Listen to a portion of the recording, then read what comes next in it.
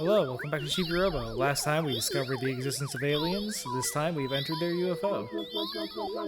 Pay attention, this is a tutorial. They're just having the worst vibes right now. Yes, last episode we learned that the aliens have fallen sick with grief, which causes biological sickness in these aliens.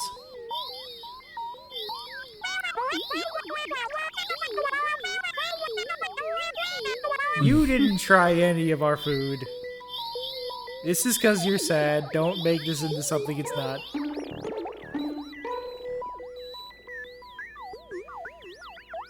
Well, we're all just hanging out dying. Don't mind me. Disappointed.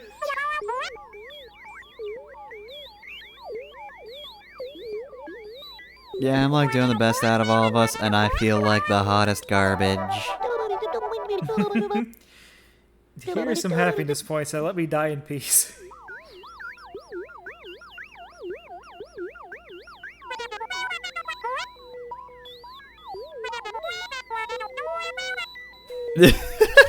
Alright. Work falling down now. Here I go. Also, damn. This fever's so high there's steam when there's not even water.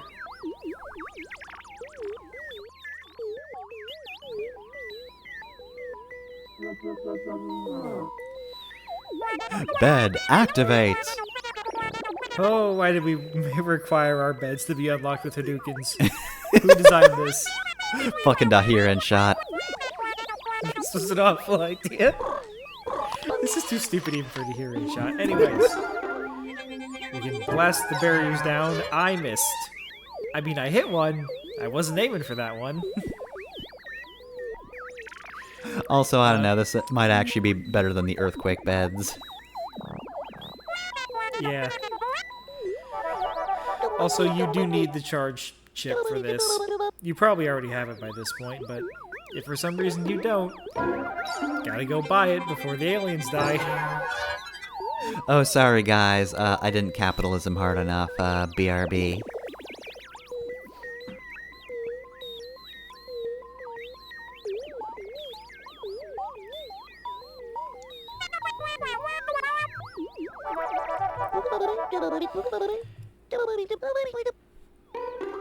This part does get a little repetitive. They make you do the same stuff for all the aliens. Mm-hmm.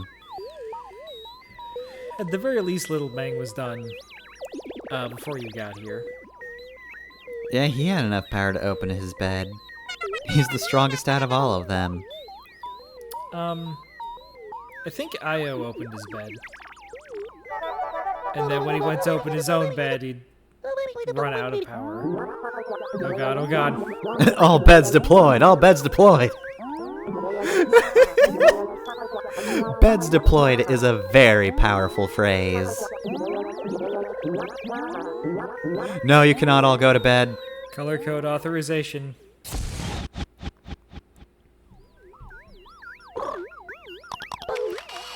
If you all go to bed, this'll happen. Obviously that has the same barrier. Before that, these guys have a fever. Let's try cooling them down at least a little bit. Good thing we put water in here. I don't think honey would have helped this one. I thought I missed. I did not.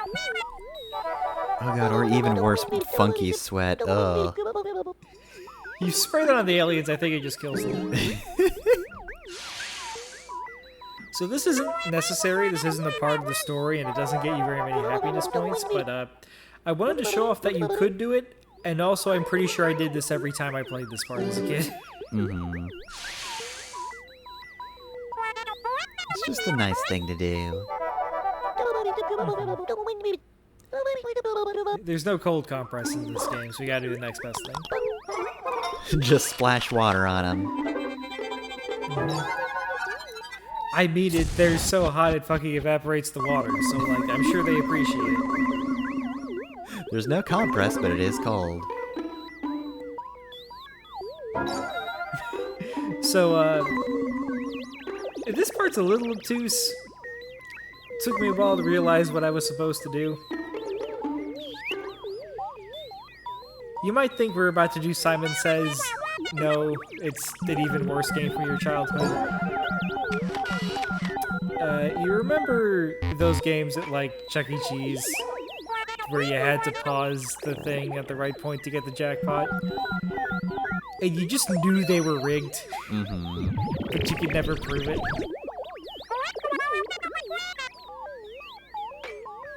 Don't You do gotta it. do that. Don't match the colors. Thankfully, there's not really a penalty for screwing up, other than you just don't progress. Mm-hmm.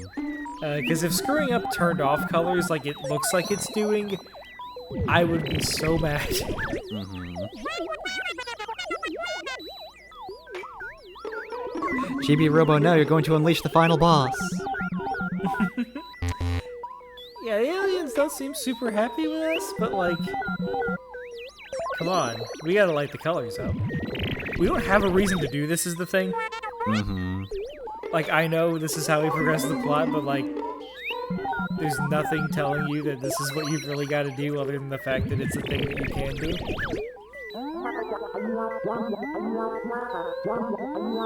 Color code authorization accepted. You may not all sleep. You are not colorblind. We'll now activate the ship. Aliens are horribly aimless, but only in very specific ways. Yeah, usually nobody has a bone to pick with a colorblind, but, well, here we go, I guess. You know, normally it just happens through, like, Yeah, neglect. people not remembering that colorblindness is a thing, but this almost feels malicious. Mm-hmm. This feels like you're not allowed in the spaceship Navy if you're colorblind. Yeah, just like how we don't fucking build ramps for people who need them. Yeah. Aliens, we didn't need to have this covered. But, you know, you look at this pod here, full of ramps. They've got ramps covered. It's just they hate the colorblind. What bizarro dimension is this? Alright, here we go.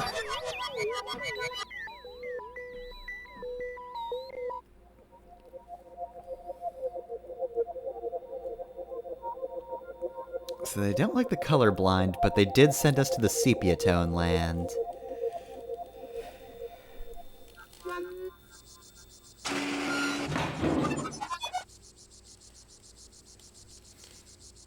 I'll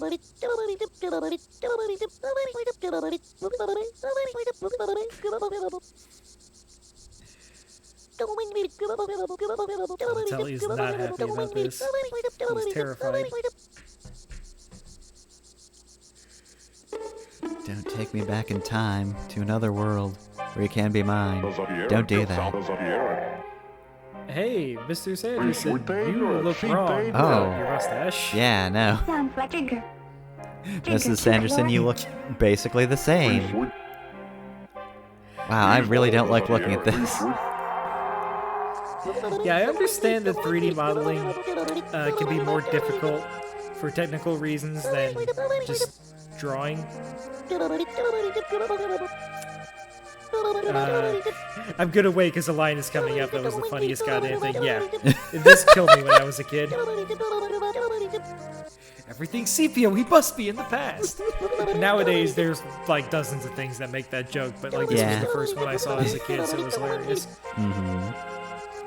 But yeah, 3D modeling a new character is more difficult than drawing a new character. Mm-hmm. So like, if this, even like sprites can be more difficult than just drawing under some circumstances, but like if this were a cartoon, they just draw the two characters differently. Yeah.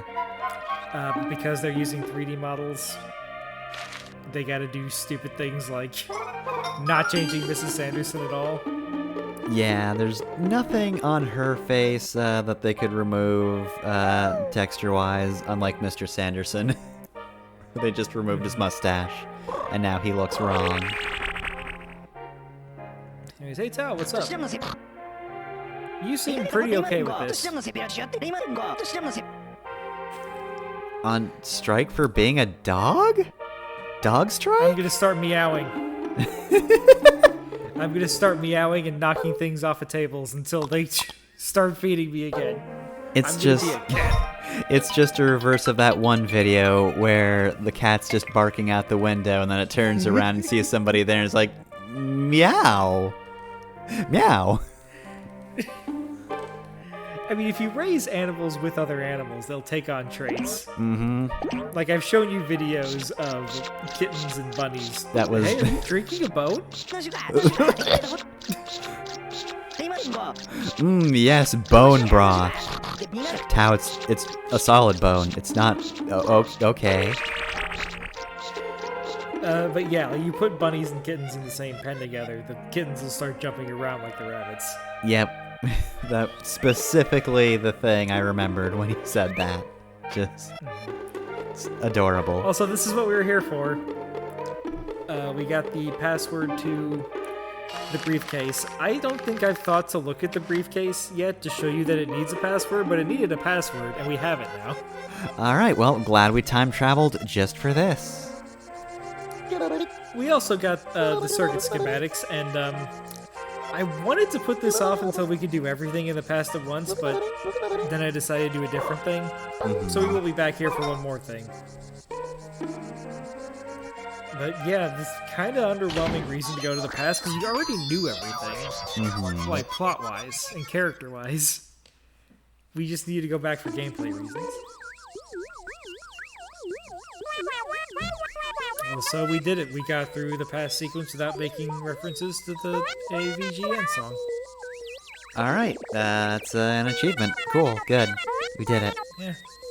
I'm not going to make a little achievement pop up, but that would be a fun thing to do. Pretend it's there. Just really envision it in your mind's eye. Dang, what a good theoretical joke. Anyway. Have fun dying, I guess. Yeah, maybe we'll fix that.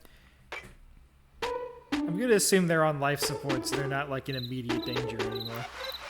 Also, hey, the frogs. I've been looking for the frogs. Hey, guys. I need to finish your side quest. Get over here. So, how's the mild domestic abuse going? Staying mild, I hope.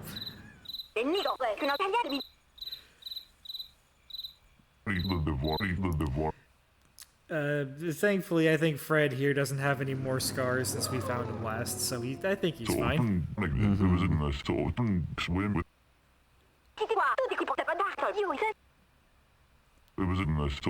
I love that the other frog just sounds like a fucking drive-through speaker. Yeah.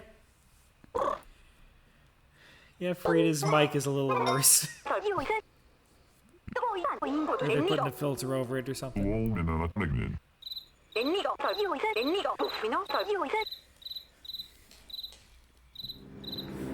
Alright, it's time for one of the reoccurring minigames in this. Not minigames, reoccurring challenges in this. You have to time the pose correctly. Alright, there's one. You fuck. You didn't crouch together. You son of a bitch. The second one crouched. Just crouch together. No. Look, you have a very specific part of the ritual. Either crouch together or crouch sequentially. Don't fake me out. None of us benefit from this. You just don't understand the rain ritual. And they gave you the easy part. The things that exist in Chibi Robo, frogs can summon rain. I think this is a Japanese folklore thing, because isn't that what Vulcan was afraid of? Oh yeah. Isn't that why he kills the frog if you throw it out? Because he's worried it's going to summon a lightning storm? R.I.P. Mission J Frog, yes, This yes. might be Russian. It should not have any understanding of Japanese mythology. Unfortunately, we can't dance with the frogs. You might have read a book, you don't know. But why would he believe it?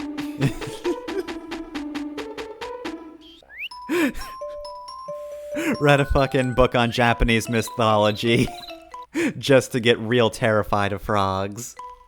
How superstitious do you have to be to just start adopting other cultures' superstitions?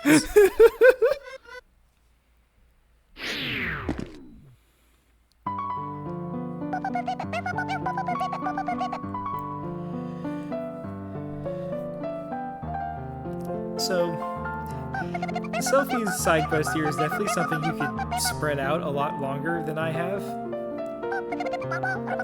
It's honestly something that happens for most of the side stories in this game. If you're just playing the game and you're having fun picking things up, you'll probably spread it all out a lot more. But I don't want to waste your time, so I'm going like really fast through all of it, I feel like. It's like we just kind of ignored Sophie for 15 videos, and now we're just doing everything. That's the Sophie show.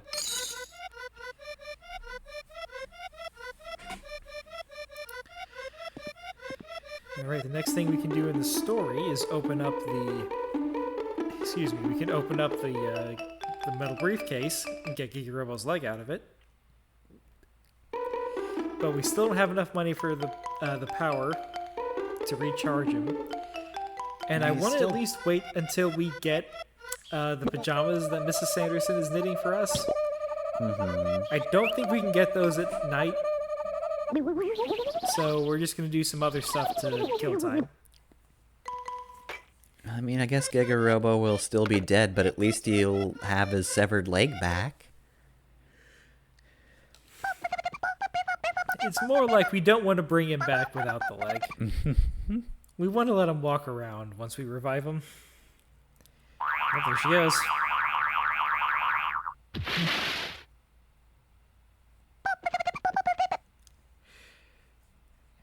She always freezes completely when she's done, and it looks like the video's stuck. It always feels to me like she's supposed to just, like, turn around and it's supposed to, like, super zoom on her face. Just the way that angle looks. Yeah. Alright. Now, time for the tricky thing, trying to remember the relative location of things on the bottom floor while we're on the top floor. We can't go up to that chair. We gotta go down. Thankfully, the Chibi vision can let us see through walls. Man, there's some impressive tech on Chibi Robo.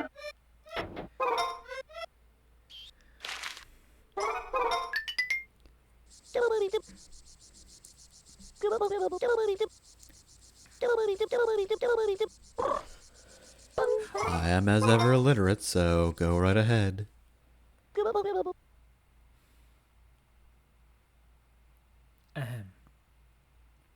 Telly's taking a while to clear his throat.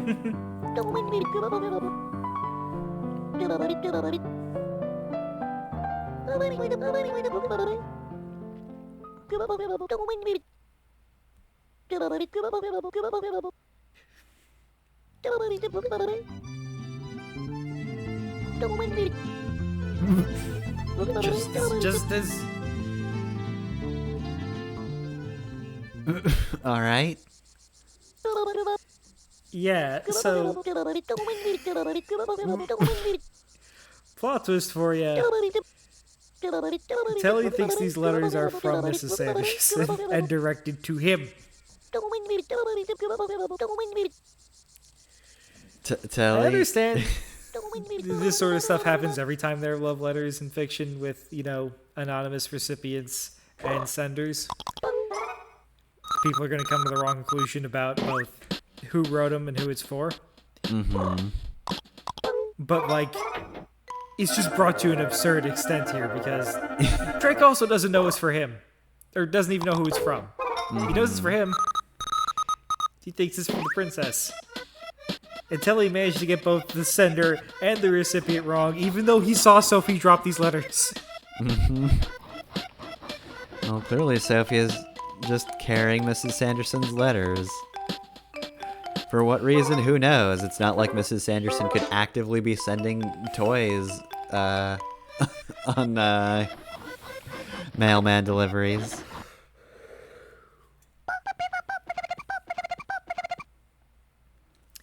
Anyways, this last letter we actually need to give to Sophie.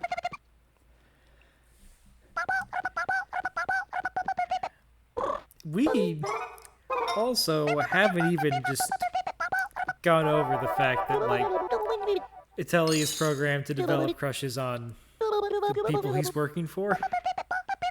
Mm-hmm. Like, I want to be clear. Telly having a crush isn't automatically sexually harassment, but him having a crush means he could be capable of sexual harassment. And I don't want to like live in that world. that Citrussoft programmed their Roombas to be capable of sexual harassment. I wouldn't put it past Apple.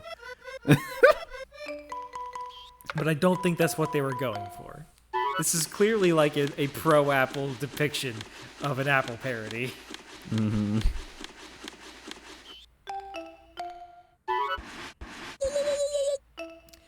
Anyways, the radar was clearly pointing up to the shelf, so let's check it out. Mm-hmm.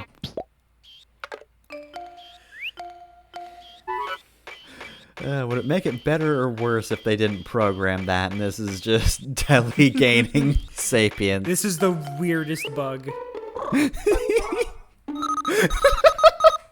Bug report. Number 75.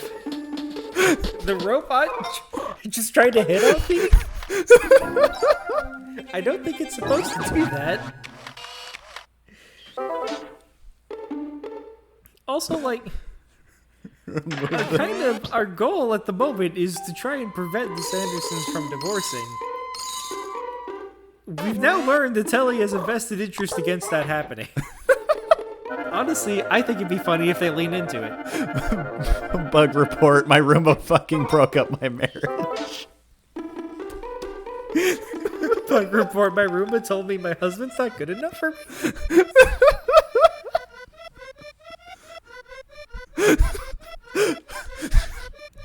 Bug report, I got fucking cucked by a Roomba. My Roomba started vacuuming up pictures of me, and I don't even think I left those on the floor for it to pick up.